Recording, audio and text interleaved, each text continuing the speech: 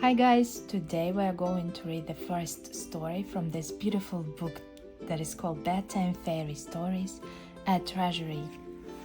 It's so pretty and it's about fairies. The first story is called A Lake in Pixie Hollow.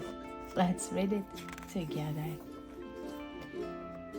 Early one morning in Pixie Hollow, Rennie hurried down the stairs of the pixie dust tree on her way to see Tinker Bell. She wasn't looking where she was going and suddenly splash! Rennie looked down. She was standing in water. "Oh my!" Rennie exclaimed. "The dishes are floating away." "The dishes aren't the only things floating away," someone cried. Rennie peeked through the tunnel to find Dolce bobbing across the water in a large pot. "All of Pixie Hollow is flooded," Dolce said. Just then they heard someone shouting in the distance. "Help!" cried Lily. Rennie hopped into the large pot with Dolce and paddled outside.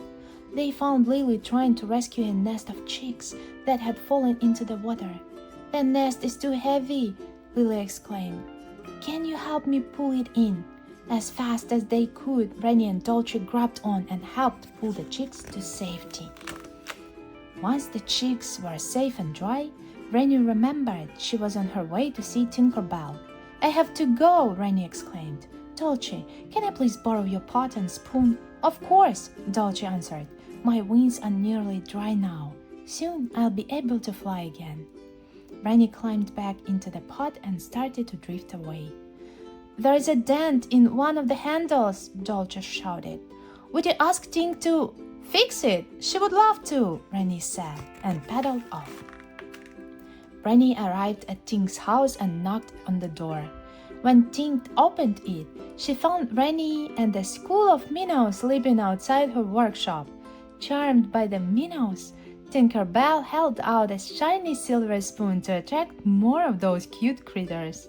As she lowered the spoon into the water, Spring, a messenger talent fairy, arrived. "Beck needs your help," Spring told Tink and Rennie. "Climb aboard. I will take you to her." On their way to help Beck, the fairies spotted Terence, who looked a little worried. "The pixie dust is all wet," he said.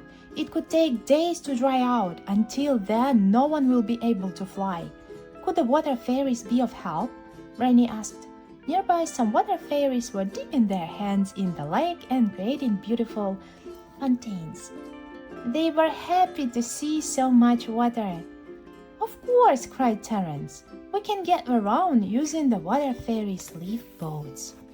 While Terence, Tink, and the water fairies delivered the leaf boats throughout Pixie Hollow, Rennie hurried off to help Beck.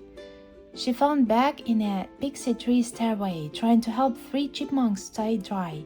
"The chipmunks have nowhere to live," Beck shouted. "Their house is flooded. Can you do something about this water? You're a water talent fairy, Rennie." "I don't know where it is coming from," Rennie admitted. "But we are all working together to get Pixie Hollow back to normal." 2 days later, Pixie Hollow was still flooded, but the fairies were starting to get used to the new lake. The animal talent fairies asked spiders to weave walkways and birds to carry tools. The garden talent fairies moved their plants and vegetables high above the lake to keep them safe, and all the fairies were becoming expert at leaf boating. "Rennie, Rennie," Beck called. "I just got done talking to my squirrel friends, and they told me what is causing the flood." "What is it?" Rennie asked. "Beavers have built a dam across the stream, and it's backed up all the way to Pixie Hollow," Beck explained. "I would go talk to them, but it's too far by leaf boat, and my turtle friend is too tired." "Brother Dove can take us," Rennie said. Rennie whistled for Brother Dove. He arrived right away, and the 2 fairies climbed onto his back. Brother Dove took off, and the fairies were soaring fast above the water. "Look," Rennie called out. "There is the dam." Rennie and Beck could now see the beaver dam and how the water had risen over the banks and flooded Pixie Hollow. Brother Dove set Rennie and Beck down on top of the dam. "Hello," Beck said. There was a splash, and then 3 brown heads poked out of the water. Beck talked to the beavers in their beaver language, explaining the flood in Pixie Hollow. "We need your help," Beck said.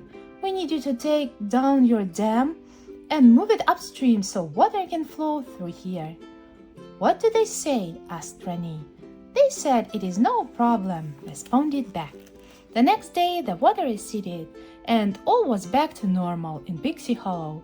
Rennie found Tink standing next to a leaf boat, looking upset. "What's wrong?" Rennie asked. "It's just," Tink started. "I was getting used to the lake in Pixie Hollow, and I missed the minnows at my doorstep." "Dodge just said the same thing," Rennie said. "Maybe there is something I can do for all of you." The following day, Rennie arrived at Tink's workshop. "Come with me," she said, "and bring a shiny silver spoon." Rennie led Tink to a field that she had transformed into a fairy-sized lake. Some fairies paddled through the water on leaf boats, while others waded at the edge. "My minnows!" cried Tink. "We decided to make our own fairy lake," Rennie said, "so we would never forget the flood. The good parts, at least." The end. Thank you guys for reading with me. That was a nice story. See you all next time with the next story. Bye bye.